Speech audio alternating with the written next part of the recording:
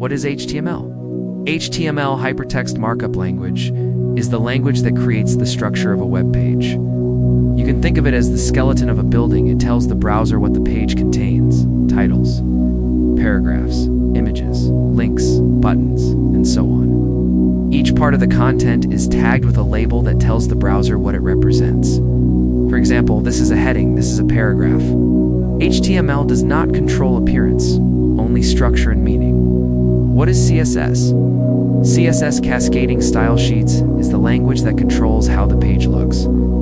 If HTML is the skeleton, CSS is the clothing and decoration. It defines colors, fonts, spacing, borders, backgrounds, and layouts. CSS allows the same HTML structure to look completely different, for instance, a light version with white background or a dark mode version with black background, without changing the content itself.